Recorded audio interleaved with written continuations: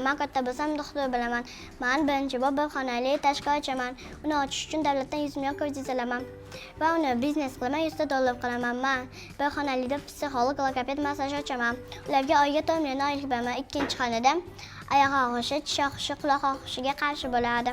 Ularga oyiga 3 million beraman. Uchinchi xonada vengin bo'ladi va men u yerda yaxshi savdo qilaman va 7 xonali ochaman. 3 etajlini men Dava shifoxonasi deb nomlayman. Detskiy bo'ladi. U yerda 20 ta odam ishlataman va oyligini 48 mingdan beraman. Kattalarga suyak yemirishi, buqumlar og'rishi, oyoqlar og'rishiga qarshi bo'ladi. Ikkinchi xonada meni xonam bo'ladi. Uchinchi xonada o'rinbosarimniki. To'rtinchi xonada kattalarga ham tish og'rishi, quloq og'rishiga qarshi bo'ladi. Beshinchi xonada ko'z og'rishiga bo'ladi. Oltinchi xonada ovqatlanuvchi xona bo'ladi va men ularga 40 ta odam ishlatgan bo'laman. Ularga 26 mingdan oylik sarflagan bo'laman. Meni vengin xonam 2 ta bo'ladi. Va men u yerda Almobil MTH bu meni firmam.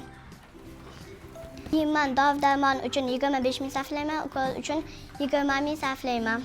Men detskiyga ham, kattalarga ham 5 tadan tualet quraman. Va men 3 ta davo mashinalari quraman. 3 ta davolash mashinalarini ham olasiz, ha?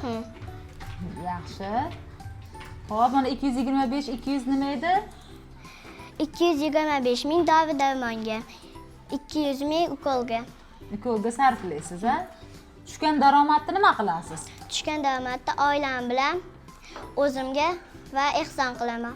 Ehson qilishga ishlatasiz. Xo'p, yaxshi.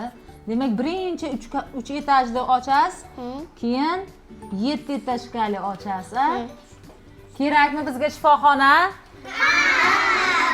Demak, mana shu shifoxonani ochsangiz agar, Xudo xolasa odamlar hammasi shifo topib ketadi.